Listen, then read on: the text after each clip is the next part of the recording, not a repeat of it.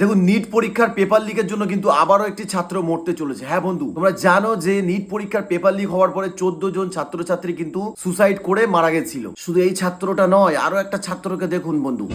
आदित्य भाई, आपसे हमारा रिक्वेस्ट है, क्योंकि देखो आप अन्न जल कुछ नहीं ले रहे हैं ना, तो उससे क्या है कि सर आपसे हमारी रिक्वेस्ट है, आप हमें रिजाइन दे दो। कल हम सारे भाई चल के 5 स्टार में होटल खाएंगे, खाना खाएंगे।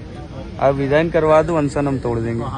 हम तो आपसे रिक्वेस्ट कर सकते हैं, क्योंकि डॉक्टर ने सर मैं ठीक हूँ। डॉक्टर ने कहा नहीं आदित्य सर। कि आपकी कंडीशन ऐसी है कि अगर आपको एडमिट नहीं किया गया हॉस्पिटल में तो दिक्कत आएगी। नहीं सर, सर ये बात प्रशासन की रणनीति बहुत अच्छे जानता हूँ मैं। পুলিশ তাকে বোঝাচ্ছে, কিন্তু সে একটাই কথা বলছে যে তার রিজাইন যদি না দেওয়া হয় ততক্ষণ আমি অনশন করব, আর যদি রিজাইন দিয়ে দেয় তার ফলে আমি তোমার সাথে গিয়ে দরকার হয় 5 স্টার হোটেলে খানা খাবো, তার আগে খানা খাবো না, দরকার হয় মরে যাব। একবার ভাবতে পারছেন? এই ককরোচ জনতা পার্টি তারা কিন্তু ধর্নায় বসেছিল যে এই এডুকেশন মিনিস্টার ধর্মেন্দ্র প্রধানের কিন্তু আমরা রিজাইন দিতে হবে। এটার জন্যই কিন্তু তারা ধর্নায় বসেছিল। দেখুন, যে ধর্নায় বসেছিল সেখানে কিন্তু অনেক রাজ্য থেকে এদিক দেশের প্রত্যেকটা জায়গা থেকে তারা স্টুডেন্ট আসছে এবং অনেক বড় বড় লোকেরা আসছে। ঠিক একইভাবে এই ছেলেটাও এসেছিল, তোমরা যেটা দেখছো। আমি তোমাদেরকে বলছি যে একটা ছাত্র আবার মরতে চলেছে। দেখুন, এই ছাত্রটা সেখানে অনশন করছে, না খেয়ে আজকে প্রায় 7 থেকে 8 দিন আছে। তার অবস্থা এতটা খারাপ হয়ে গেছে, তাকে স্টেজে করে হসপিটালে নিয়ে যেতে হচ্ছে বন্ধু। হ্যাঁ, এতটা খারাপ হয়ে গেছে। তাকে যখন সকলে মিলে খাওয়াতে গেছে, সে কিন্তু এটা বলছে, দেখুন একটুখানি এই ভিডিওটা, তাকে সকলে মিলে খাওয়াচ্ছে, যে তাকে এটাও বোঝাচ্ছে যে আমাদেরকে মরলে হবে না, আমাদেরকে লড়াই করতে হবে এদের বিরুদ্ধে। দেখুন, भाई अब तू भगत सिंह है भाई। ओ भाई तू भगत सिंह है, ऐसा मत बोलेगा। हम तेरे चला ले हैं भाई, तू ऐसा मत कर भाई। हम तेरे पैर पकड़े बस। हम इतनी बात समझना, अगर इस बंदे ने हाथ जोड़ दिया ना तो सबके हाथ तेरे साइड झुक रहे हैं, क्योंकि हम इसके पीछे चल रहे हैं। तू भगत सिंह है, हमें तेरी जरूरत है, किसी और की जरूरत नहीं है। ये एनर्जी हमें उल्टा ये आपको गांधी है तो एक तरफ भगत सिंह है। अब ये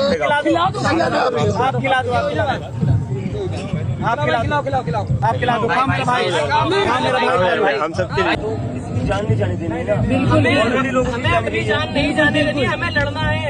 उन लोगों को इस तरह परेशान कर देना, पूरी तरह से उनके आजिज कर देना कि वो अपनी खुशी छोड़नी पड़ेगी उनको। आपको तो हमें अपनी जान नहीं देनी है, यही चीज से वो जीत रहे हैं कि हम अपनी जान दे दे रहे हैं उनसे। দেখুন, অনেকে অনেক রকম করে তাকে বোঝাচ্ছে যে ভাই আমাদেরকে মরলে হবে না, আমাদেরকে এদের সাথে লড়াই করতে হবে, কারণ এরা এতটা বেশরম, আমাদের মরলেও এদের কোনো যায় আসে না বন্ধু। কারণ 14টা ছাত্রী অলরেডি মারা গেছে এই নিট পেপারের লিকের কারণে, কিন্তু এদের কিচ্ছু যায় আসবে না বন্ধু। কিন্তু দেখুন, সেই ছাত্রটা যে অনশন করছে, সে একটা কথা বলছে, লিখে দিয়েছে, সে কথা বলতে পারে না, সে লিখে বোঝাচ্ছে যে এটা বলছে যে দেশ আমার খুন চাইছে। হ্যাঁ, আমি যদি মরে যাই তাহলে এরা আমাদের দিকে ফোকাস করবে। মানে এরা যে আজকে এই 10-12 দিন অনশন, এই যে প্রোটেস্টটা করছে, তাতে কিন্তু সরকারের কোনো যায় আসে না, কিচ্ছু যায় আসে না, একবারও কানে পর্যন্ত কিছু তুলছে না। তাই সে বলছে যে আমার মরাটা অনেক দরকার, আমি যদি মরে যাই এটা করতে করতে, তাহলে কিন্তু এরা আমাদের দিকে ফোকাস করবে। হ্যাঁ, তাই আজকে আমার দেশ আমার থেকে আমার খুন চাইছে। এতটা মনের ভিতরে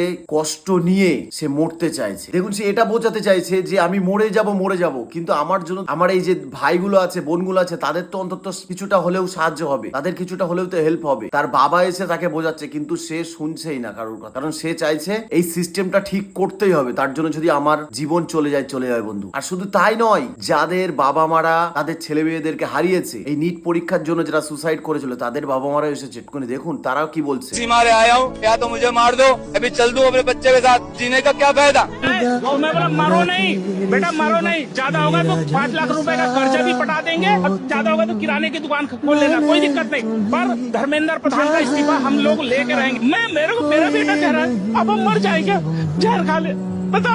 কি বলেছে বুঝতে পেরেছো? একজন ছাত্রী তার 18-20 বছরে সে সুসাইড করেছে নিট পরীক্ষার কারণে। তার বাবা এখানে এসে প্রোটেস্টে সে বলছে যেখানে যে সমস্ত ছেলে মেয়ে আছে সবাই আমার ছেলে মেয়ে, আমি এখানে এসেছি, হয় ইস্তফা দেবে না হলে আমাকেও মেরে দেবে, আমার ছেলের সাথে পাঠিয়ে দেবে। মানে বুঝতে পারছো? বলছে আমার আগে পেছনে কেউ নেই, ওই একটাই ছেলে ছিল আমার, সেও যখন মরে গেছে আজকে আমার আর কিচ্ছু নেই, আমি নিজে মরে যাব, আমার ছেলের সাথে দরকার চলে যাবো, কিন্তু ইস্তফা আমি নিয়েই ছাড়। বুঝতে পারছো বন্ধু? এখানে আরো এসেছে, অনেকেই এসেছে, এই দেখুন এই ধর্নায় অনেকেই কিন্তু সামিল হয়েছে বন্ধু। আর এই রকম অবস্থা অনেকেরই আছে। দেখুন এখানে আরো একজন পুলিশ বোঝাচ্ছে বন্ধু, তার অবস্থাও কিন্তু খারাপ। ডাক্তার বলেছে তাকে ইমিডিয়েটলি যদি হসপিটালে না নিয়ে যাওয়া হয় তার অবস্থাও খুব খারাপ। পুলিশ তাকে বোঝাচ্ছে, একটু দেখুন। आदित्य भाई, आपसे हमारा रिक्वेस्ट है, क्योंकि देखो आप अन्न जल कुछ नहीं ले रहे हैं ना, तो उससे क्या है कि सर आपसे हमारी रिक्वेस्ट है, आप हमें रिजाइन दे दो, कल हम सारे भाई चल के 5 स्टार में होटल खाएंगे, खाना खाएंगे।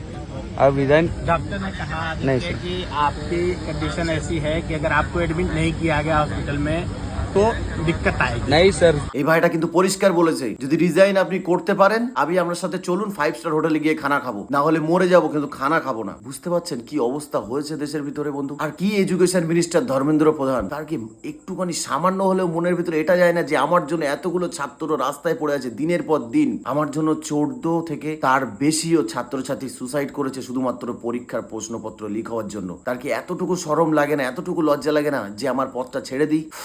এগুলো একেবারে মানা যায় না। আর আজকে যদি আপনি চুপ করে বসে থাকেন, সামনের দিন আপনার ছেলে মেয়েদেরও কিন্তু এরকম সময় আসছে। এই সব যদি সিস্টেমের উপরে কথা না বলেন, হয়তো আজকে আপনার ছেলে মেয়ে নেই, কিন্তু আগামী দিন যে আপনার ছেলে মেয়ে থাকবে না সেটাও কিন্তু বলতে পারবেন না। আপনি জীবনের সমস্ত অর্জন করা টাকা পয়সা সমস্ত কিছু লাগিয়ে দিয়েছেন ছেলে মেয়ের পেছনে, আর তখন দেখছেন যে ছেলে মেয়ে যখন পরীক্ষা দিয়ে যাচ্ছে তখন সেই পরীক্ষার প্রশ্নপত্রটি টাকার জন্য বিক্রি হয়ে যাচ্ছে। তখন বুঝতে পারছেন আপনার অবস্থাও কি হবে। আজকে যাদের সাথে হয়েছে তারাই বুঝতে পারছে, সেই জন্য তারা এই রকম ভাবে ধর্ণা করছে, যেখানে মরে যাব কিন্তু ইস্তফা আমাদের চাই। তাই বন্ধু বলছি, এটাকে কিন্তু হালকায় নেবেন না। একটা কথা বলে দিই, সকলেই একটু এই বিষয়টাকে নিয়ে ভাবুন। চলুন বন্ধুরা, আজকের ভিডিওটা কিন্তু এতটাই।